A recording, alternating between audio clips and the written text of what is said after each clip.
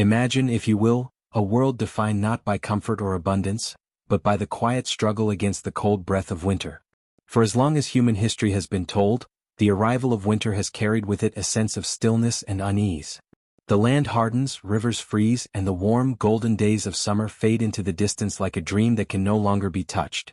Yet within this silence there is also a story of endurance, of fragile persistence, and of people who, against all odds, managed to carve out an existence where nature itself seemed determined to deny them. Our journey tonight takes us into two landscapes separated by both time and ocean, yet linked by a common theme. First, we walk the vast, windswept prairies of the American Great Plains during the 19th century, a land of endless horizons where pioneers settled in search of new beginnings. And then, with a quiet turn, we sail back across centuries to the cold waters of the North Atlantic, where Norse communities once struggled to build kingdoms in Greenland, Iceland, and even the mysterious shores of Vinland. These places, now half forgotten, held lives defined by long winters that stretched patience, endurance, and imagination to their limits.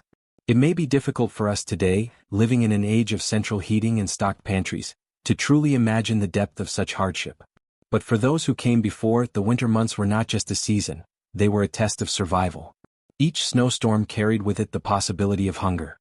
Each week of frozen ground brought the dread of running short of wood or fuel.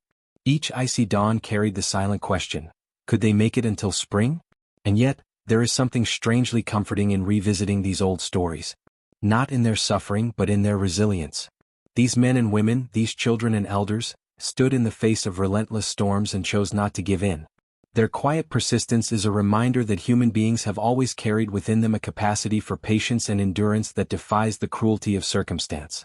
On the Great Plains, pioneers lived in homes dug from the very earth, sod houses with walls of thick, packed soil that held the heat of the fire against the bitter wind.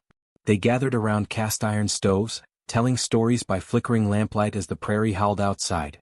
Far away, centuries earlier, Norse settlers in Greenland gathered in timber longhouses, the walls lined with turf, the air heavy with smoke as families pressed together for warmth. In both worlds, people leaned upon each other, clinging to community when the earth itself offered little mercy. This documentary is not a tale of conquest or triumph. Instead, it is a slow unfolding of survival, the kind that is not written in bold victories but in quiet perseverance.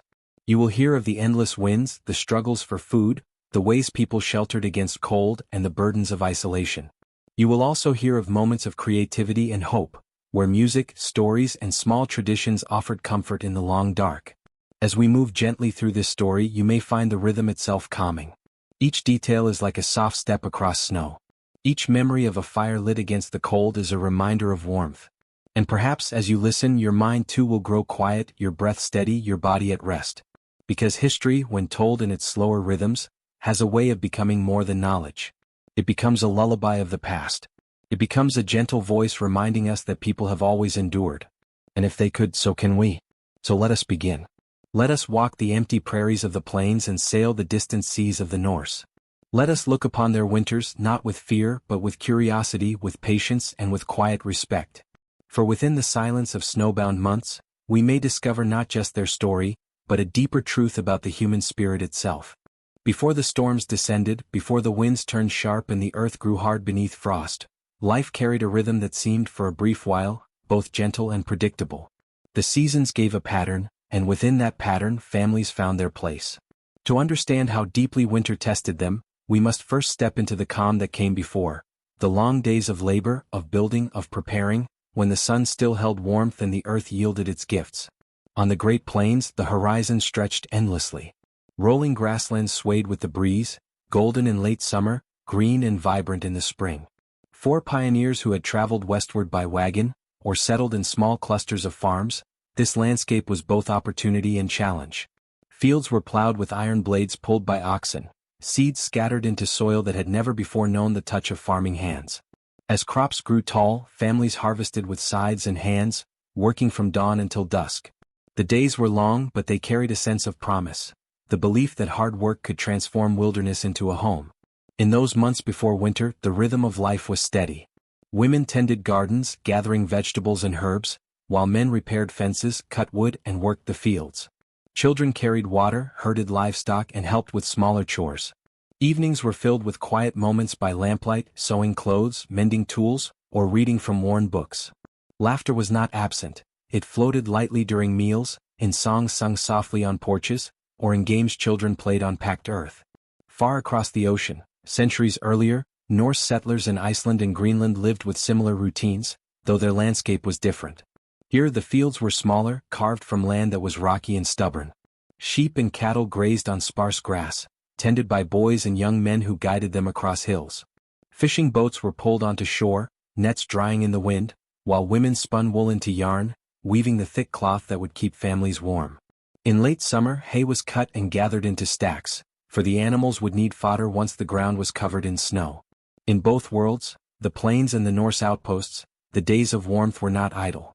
They were preparation. For every task done in sunlight carried with it an awareness of the darkness that would soon follow.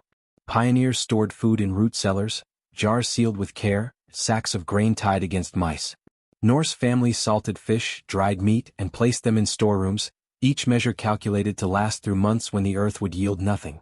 Yet even as preparation continued, there was a sense of peace. The air was crisp, the skies wide, and the sound of tools against wood or scythes through grass was steady, almost comforting. There were also gatherings, small celebrations that broke the pattern of labor. On the plains, neighbors might come together for a harvest meal, sharing pies made from apples, or cornbread still warm from the oven. In Norse villages, feasts marked the end of summer with mead poured, stories told, and songs rising into the night. These moments were more than merriment, they were bonds of community, reminders that survival was not an individual task but a collective one. It is important to linger here in this time before the storm, for it gives shape to what follows. Without these glimpses of daily peace, the quiet hum of chores, the taste of fresh bread, the laughter of children chasing one another across grass, it would be harder to feel the weight of the winter's shadow. For those who lived it, the memory of these moments carried them through the long nights. As the sun dipped lower each evening, changes crept into the routine. Days shortened, nights grew colder, and animals grew thicker coats. The final harvests were gathered, tools put away, and shutters fixed tightly. Families prepared, but beneath preparation, there was always an unspoken truth. No matter how much one gathered, no matter how well one planned, the winter remained uncertain. It was not simply a season, it was a trial. And yet, before it arrived, life had beauty. Imagine the Great Plains at dusk, the prairie stretching wide beneath a sky painted with soft colors of orange and violet. A family gathers near their sod house, smoke curling from the chimney, the scent of stew drifting through the air.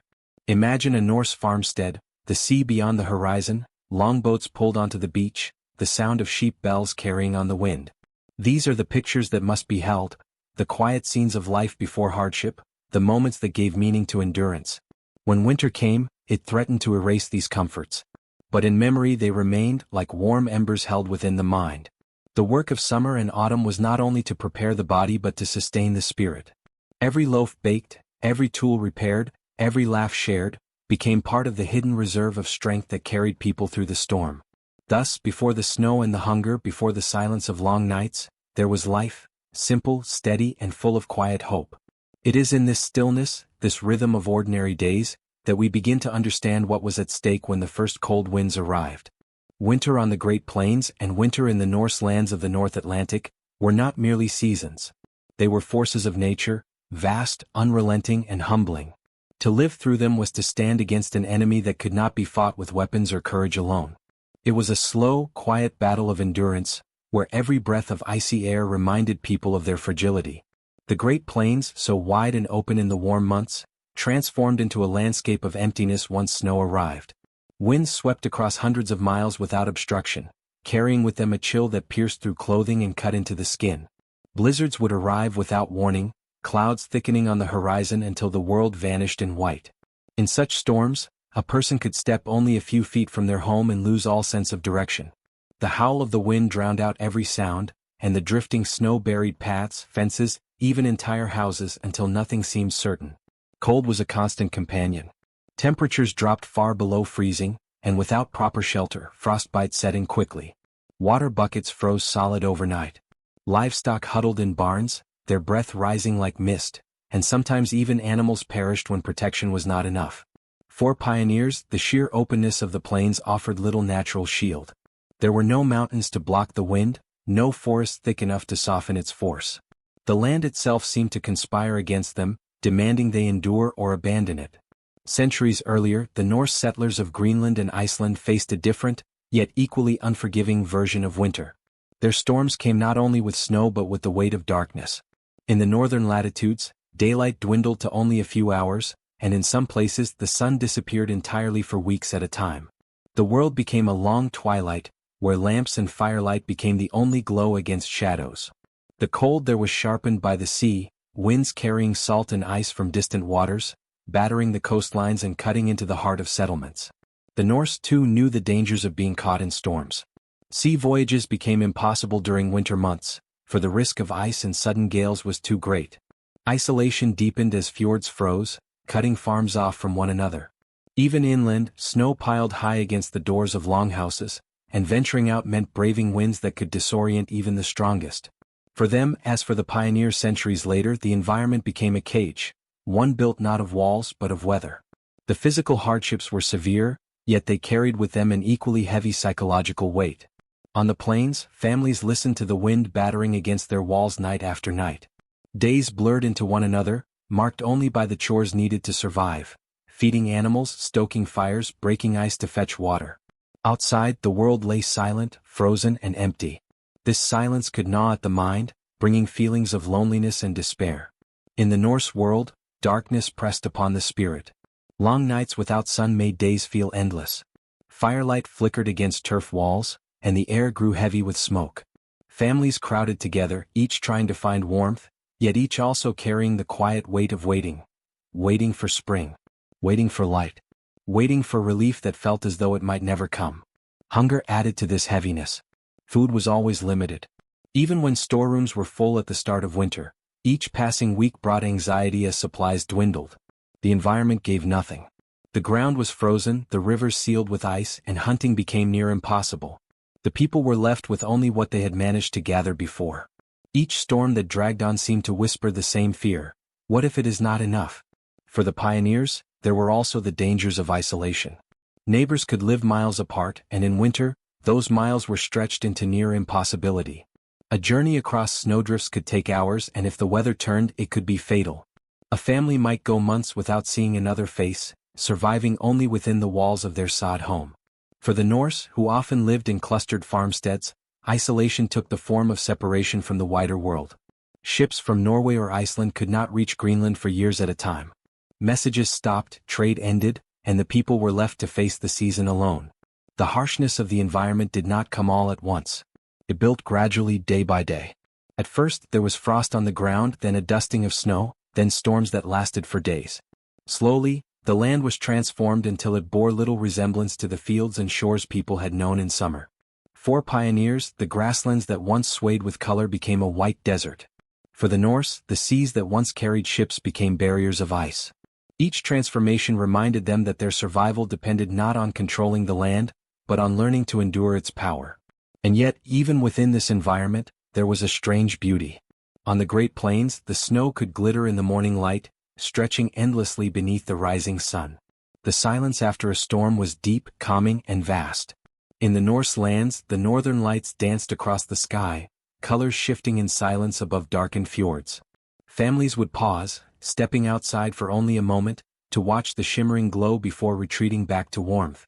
These glimpses of beauty did not erase the hardships, but they gave the heart something to hold on to, reminders that even in the harshest winters, the world still carried wonder.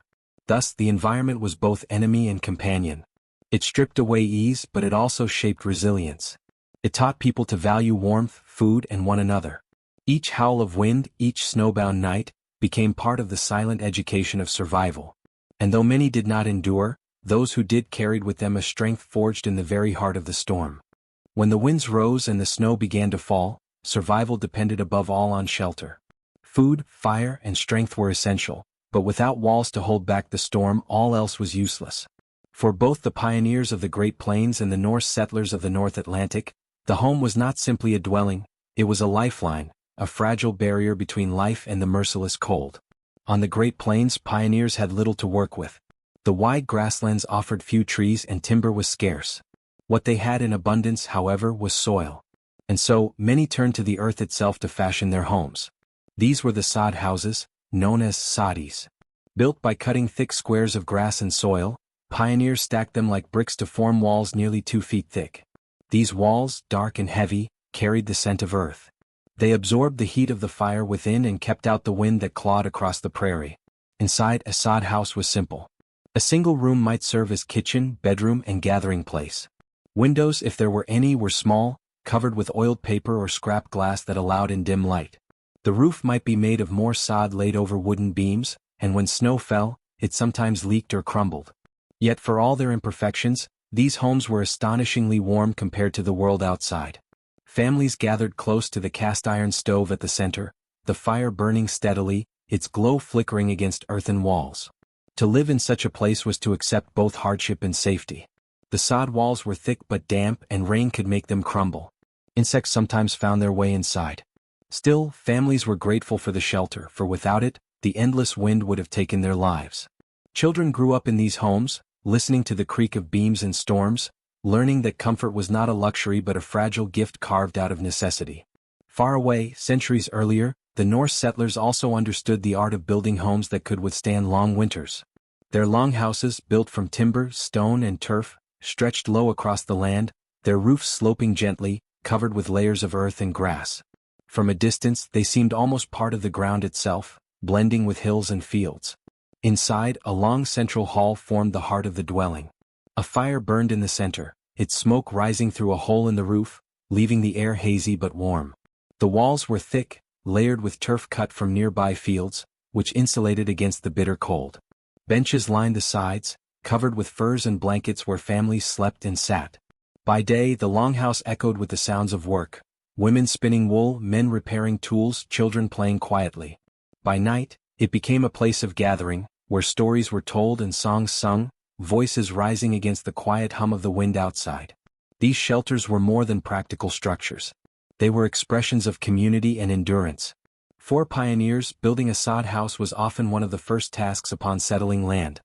Neighbors might come together to help, cutting and stacking sod until walls stood firm. For the Norse, longhouses were not just for families but for extended kin. They represented not only survival but belonging. Within their walls, warmth was shared, and the burdens of winter became lighter when faced together. Fire was the heart of every shelter. On the plains, the iron stove consumed wood, corn stalks, or even dried buffalo chips when fuel was scarce. Every spark mattered, every flame carefully tended. In Norse homes, fires burned with driftwood, peat, or whatever could be gathered, filling the air with smoke that clung to clothing and hair. Though the air was thick and sometimes harsh to breathe, the heat it gave was precious. Around the fire, families cooked, repaired tools, and passed the long hours of darkness. Yet even with shelter, survival was never certain. Roofs leaked, fires died, storms pressed snow against doors until they would not open. On the plains, families sometimes found their sod homes buried after a blizzard, forced to dig out by hand. In Greenland, Norse settlers battled snowdrifts that crept higher each week, sealing windows and weighing heavily on roofs. Shelter was strong, but nature was stronger. The people lived always with the knowledge that their homes were fragile havens in an unforgiving world. Despite this, homes were places of comfort too. In a sod house, families decorated walls with cloth or paper when they could, adding small touches of beauty to the earthen interior. In longhouses, carved wooden beams bore patterns of Norse art, while tapestries told stories of gods and heroes. These touches mattered, for they reminded people that life was not only survival but also memory, culture, and spirit. The shelter was also a school of patience. Winters lasted months, and inside the walls, people learned the rhythm of waiting. Women mended endlessly, children practiced small chores, and men carved tools. Time slowed, marked only by the crackle of firewood and the soft murmur of voices. The walls held not just warmth but the steady beat of human persistence. For both pioneers and Norse settlers, the home was more than a structure. It was the heart of survival. Without it, the cold would consume them. Within it, they created a small world of warmth, stories, and endurance. Each sod house on the prairie, each turf-roofed longhouse in Greenland, stood as a fragile triumph over the elements. In remembering these shelters, we see more than mud and turf, stone and wood. We see the will of people to endure, to create life where none seemed possible. The houses may have crumbled long ago, the beams rotted, the sod returned to earth. Yet in their time they were strongholds of the human spirit, holding back the winter, one fire at a time. When the winds howled and the snow fell heavy, food became the measure of comfort, of safety, and of survival.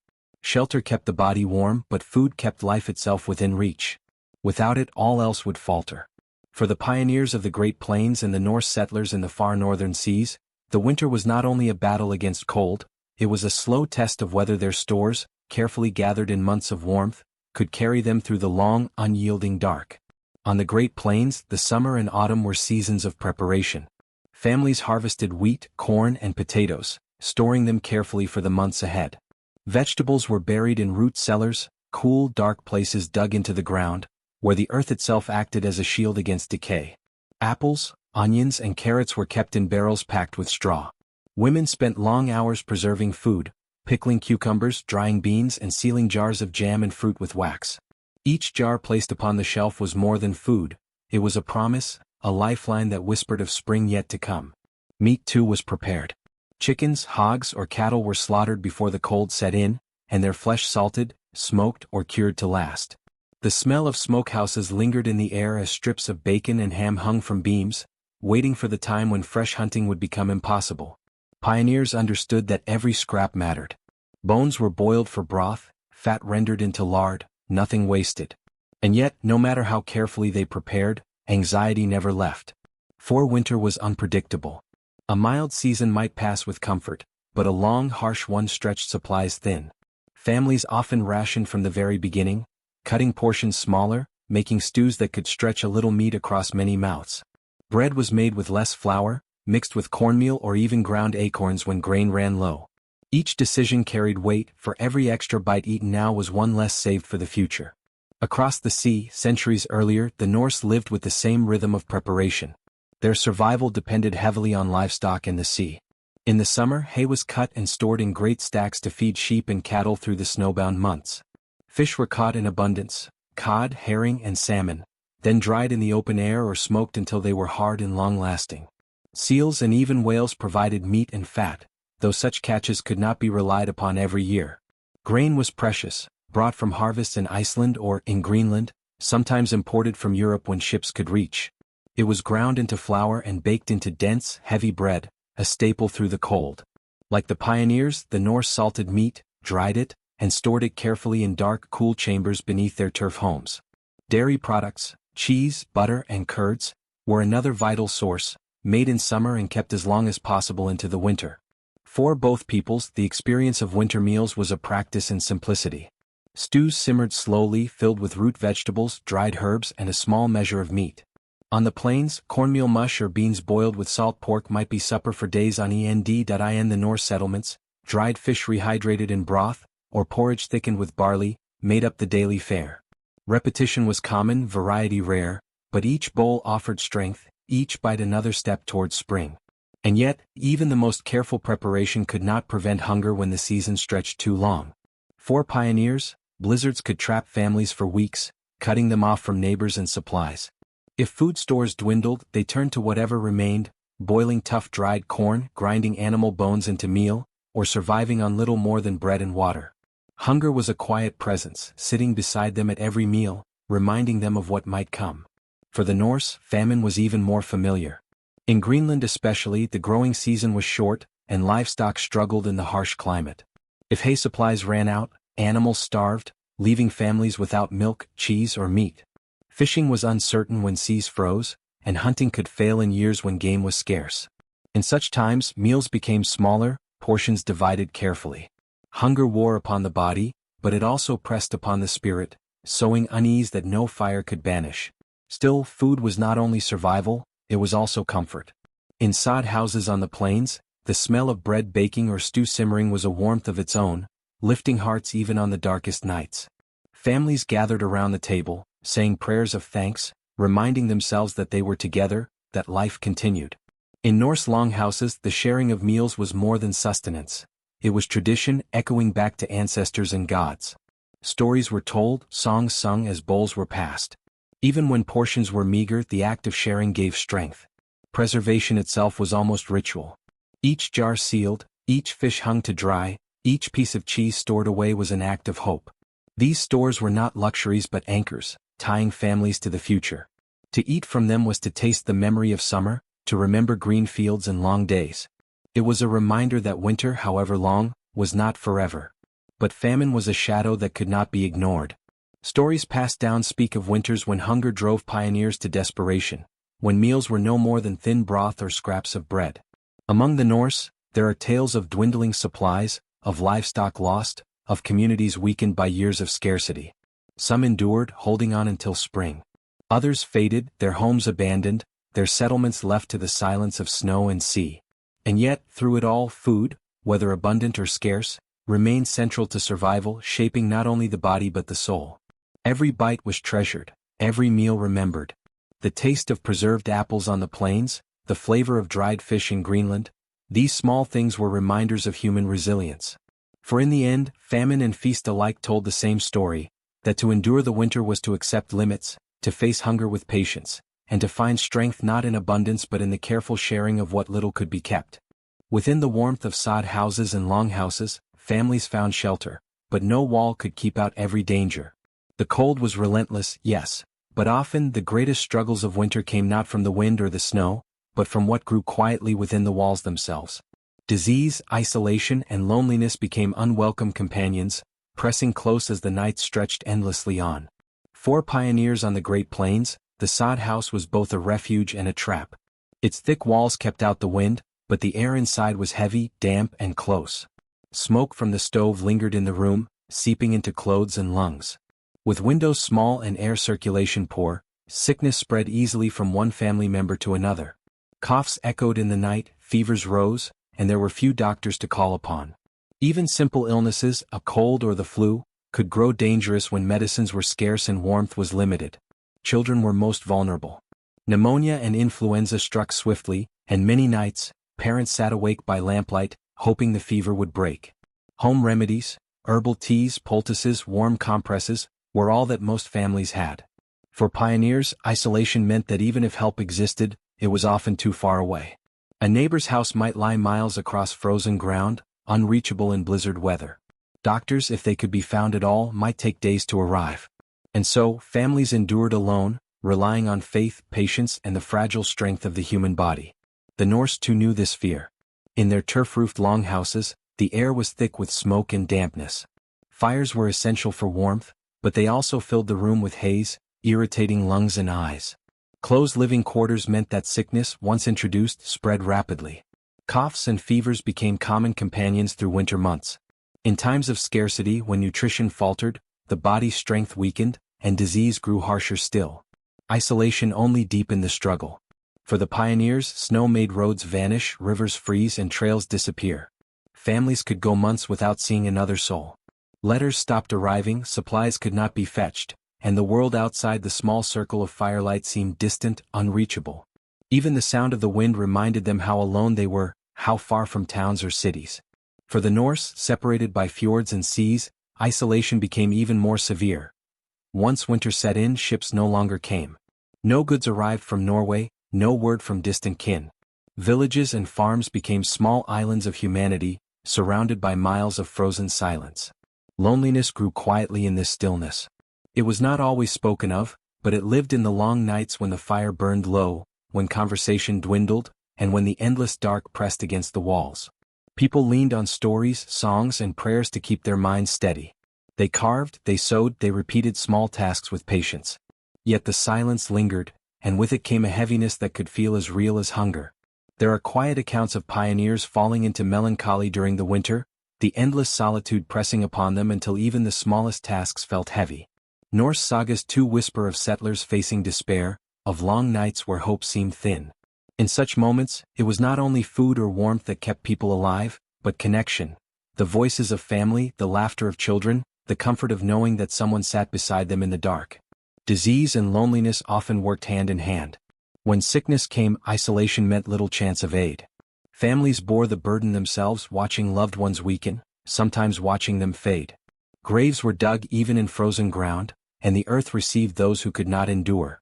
Each loss deepened the loneliness, leaving empty places at the fire, silent echoes in the room.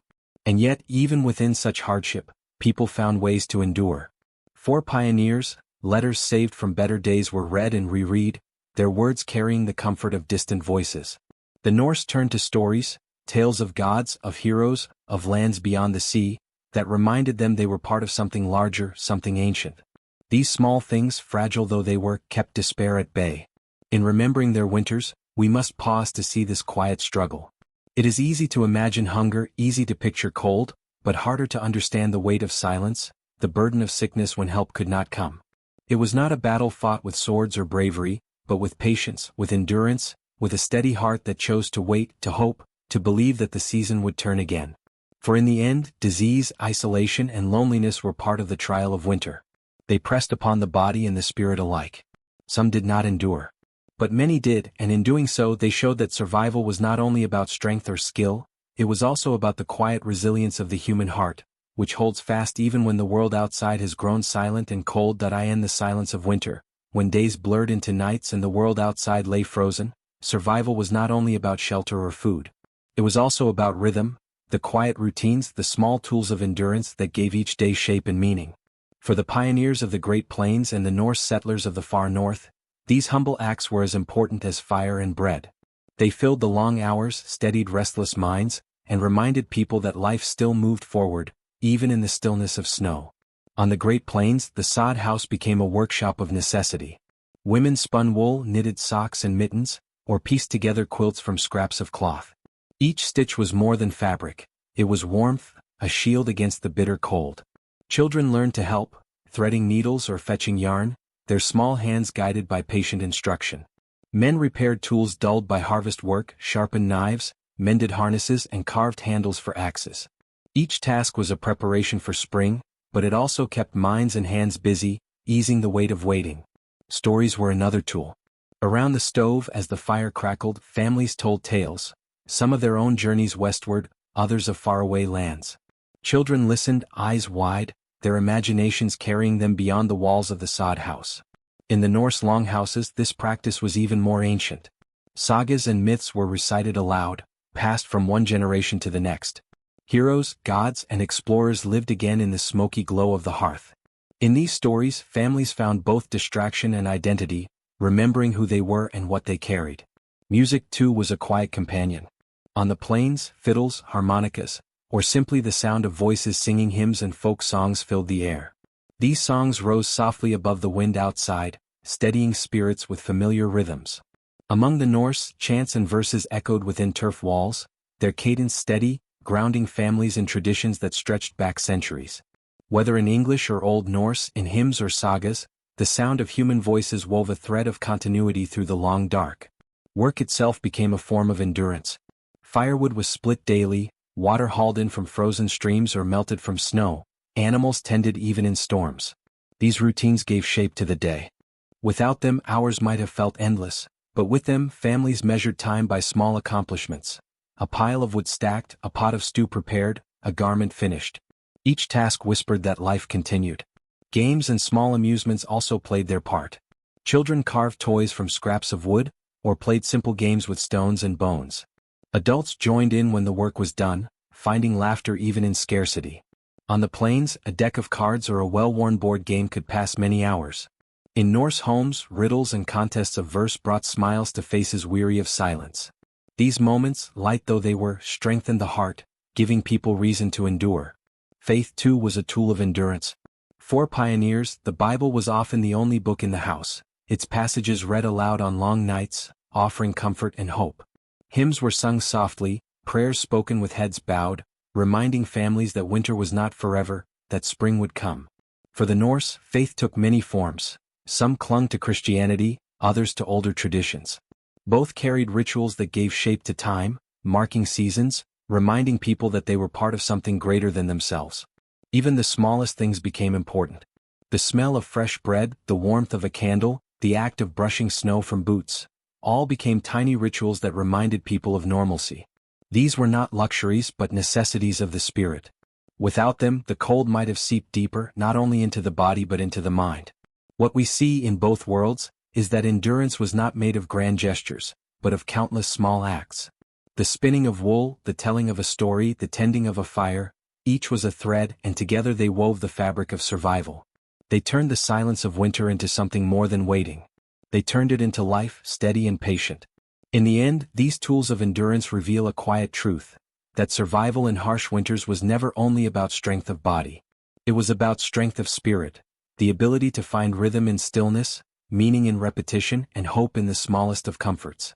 For the pioneers and the Norse alike, it was these gentle, ordinary practices that carried them through one day, one night, and one season at a time. For many, the story of winter is one of endurance. Families held on, season after season, surviving until spring brought new life. But not all stories ended with survival. Some communities endured for years, even generations, before finally giving way to the weight of the environment. Others simply faded, their homes abandoned, their fields left to the silence of wind and snow. It is here, in the contrast between endurance and collapse, that we find another layer of history's quiet lessons. On the Great Plains, pioneers faced winters of staggering difficulty. Yet many endured, passing their farms down to children, their sod houses replaced in time by wooden homes, then by towns, then by cities. Survival was never easy, but with railroads came supplies, with neighbors came support, and with time, settlements grew strong enough to withstand the cycle of seasons. The prairie was harsh, but slowly, persistence reshaped it into a place of permanence. The Norse experience in Greenland, however, tells a different tale. For centuries, settlers carved out lives on its rocky shores, raising livestock, growing hay, fishing, and trading with Europe. They built churches, carved gravestones, and told sagas of their people. Yet slowly the balance shifted. Winters grew colder, harvests weaker, and trade less certain. Isolation deepened, and each year, survival became more fragile. Archaeological traces tell a quiet story. In early years, Norse graves show healthy bodies, diets rich in livestock and grain. But in later centuries, bones show signs of malnutrition, meals reliant more on fish and seal, less on cattle. Hay production declined, animals weakened, and families could no longer sustain themselves as they once had. Even as they endured for generations, the margins narrowed until one day the settlements simply ceased. The reasons remain a puzzle. Some suggest the Little Ice Age, a period of cooling temperatures, made Greenland's already short growing season impossible. Others point to soil exhaustion, overgrazing by livestock, or conflicts with the Inuit peoples who also lived there. Still others suggest that when ships stopped coming from Norway and Iceland, the settlers lost not only trade but connection, the thread that bound them to the larger world. Whatever the causes, the result was the same. The once thriving Norse communities disappeared, their longhouses empty, their churches abandoned to the cold. The contrast with the pioneers is striking. On the plains, hardship was constant, but new waves of settlers continued to arrive, and the land, though brutal, offered room to expand. In Greenland, the Norse were bound by sea and ice, their world closing in around them until endurance was no longer enough. The pioneers adapted with new tools, new crops, and connections to a growing nation. The Norse remained rooted in older ways, their traditions strong but inflexible against change. Where one story bent and endured, the other stood firm until it broke. And yet, even in collapse, there is no shame. The Norse held on for nearly 5 centuries in a land few today could survive for even one season without modern aid. Their persistence is remarkable, even if it ended in silence. The pioneers, too, endured not through strength alone but through fortune of timing, resources, and broader networks that slowly eased their trials. Survival is never guaranteed, and history shows us both sides of that truth. Walking among the ruins of Norse settlements today, one can still see the outlines of turf walls, the stones of churches where prayers were once spoken. They are quiet now, but they speak of lives lived with effort and hope. On the plains, few sod houses remain, their earthen walls long returned to the soil. Yet the towns and farms that rose in their place stand as a continuation of those who endured. Both leave traces, one in ruins, the other in thriving communities, but both tell the same story of people who tried, who endured as long as they could. There is a gentle lesson in this. Collapse is not failure, and abandonment is not always defeat.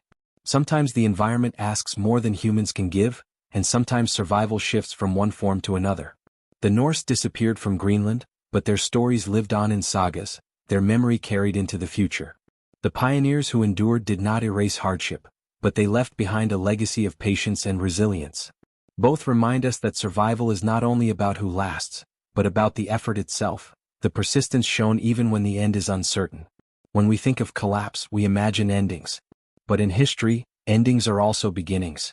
The Norse who vanished from Greenland gave way to the Inuit who thrived in the same land, better adapted to its rhythm. The pioneers, who once struggled in isolation, built communities that would feed nations. What disappears in one form often survives in another. The land remembers, the stories remain, and the lessons carry forward. Thus, collapse and endurance are not opposites but partners in the same story. Both show us the limits of human strength and the quiet depth of human resilience. Both remind us that to survive for even a season against the weight of winter is an achievement, and to endure for generations even if one day it ends, is still a triumph of spirit. When the storms had passed, when winters ended and generations moved forward, what remained was not only the fields, the homes, or the ruins. What endured most strongly was memory, the quiet legacy of those who had lived, struggled, and endured in places where survival itself seemed uncertain. Both the pioneers of the Great Plains and the Norse settlers of the North Atlantic left behind more than tools or stones. They left a story whispered from one age to the next, shaping how people understood hardship, patience, and human strength. On the Great Plains, the memory of pioneers lived on through families who inherited their farms. Children grew up hearing tales of how their parents or grandparents survived the blizzards of '86, or how food ran so low one winter that cornbread was stretched with ground acorns. These stories were told not as complaints but as lessons, gentle reminders that life was hard, but people were capable of enduring. In towns and communities that grew where sod houses once stood, memories were woven into identity. To be a pioneer family was to carry pride, not in riches but in survival. Folklore too kept these memories alive. Songs sung at gatherings recalled harsh winters, while journals and letters, saved in family trunks, told of nights spent huddled by the stove as snow piled against the door. The hardships became part of a cultural memory, retold not only to honor the past but also to comfort the present. Each generation, hearing of the struggles before them, found reassurance.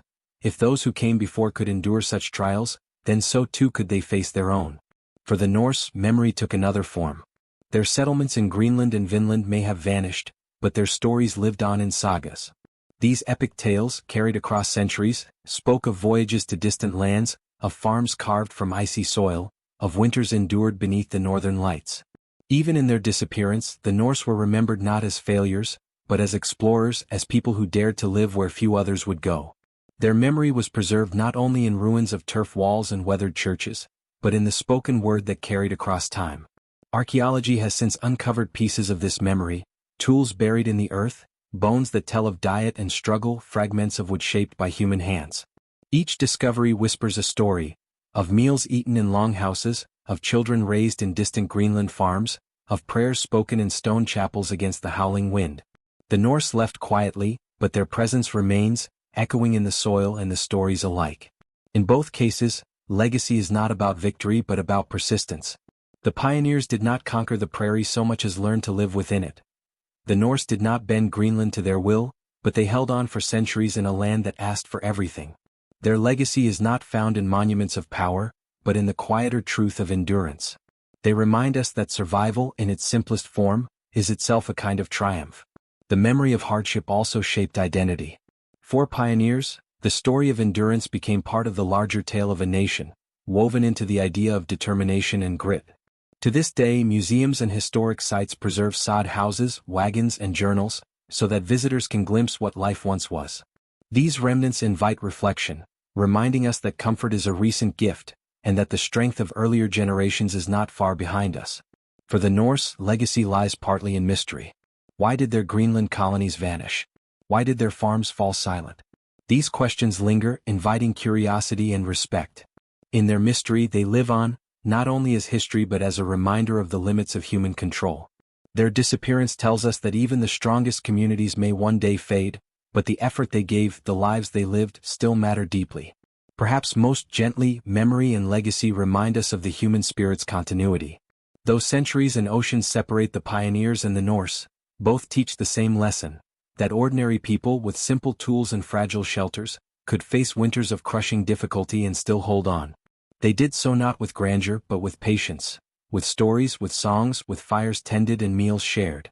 These things endure across time as much as stone walls or written sagas. When we look back now, the memory they left is calming. It does not cry out with triumph, nor does it despair with loss. It speaks instead in quiet tones, reminding us that hardship is part of life, and endurance is always possible. Whether in sod houses on the plains or longhouses in Greenland, families sat together in winter's silence, waiting, hoping, enduring. Their memory remains because their endurance was real, and their legacy is ours to remember. As our journey draws to a close, we return once more to the quiet image of winter itself. The snow still falls in silence, the winds still cross the plains and the seas, and the cold still settles heavy upon the earth. Yet within this silence, we see more than hardship. We see the outlines of lives lived with patience, families who endured, and communities that pressed forward, even when the days seemed endless and the nights without end. For the pioneers of the Great Plains, winter was never easy. The sod houses were small, the winds unrelenting, and food was always scarce. Yet they persisted. With each passing season they learned new ways to survive. Their children grew up stronger, their communities grew closer, and in time the land that once threatened them became the land they called home. Their legacy is written not in grand monuments, but in the towns and farms that still stand across the prairies today, quiet reminders that endurance itself can shape the future. For the Norse settlers of Greenland and beyond, the story ended differently. Their farms fell silent, their churches crumbled, and their longhouses returned to the earth. But even in their disappearance, their spirit endures. They dared to sail across unknown seas, to build lives where few had lived before, and to hold on for centuries in a land that gave so little. Though their settlements vanished, their memory lives on in sagas, in ruins, and in the respect of all who look back upon their efforts. Their ending was not failure, it was simply the closing of a chapter, one that still echoes in history. Together, these stories remind us of something timeless, that survival is not always about triumph but about persistence. It is about facing the cold with patience, rationing food carefully, tending fires with care, and waiting for spring with quiet hope. The measure of endurance lies not in victory, but in the simple fact of continuing, of holding on, of refusing to let the silence of winter have the last word. In listening to these stories, we hear the gentle rhythm of humanity itself. The crackle of a fire in a sod house. The chant of a saga in a smoky longhouse. The laughter of children playing despite the cold. The sigh of wind against walls that hold firm. These sounds remind us that life persists, even in the harshest of places, even in the darkest of times. And perhaps, in reflecting on their lives, we find comfort for our own. Our winters may not be the same. We live with warmth, with abundance, with ease unknown to those before us.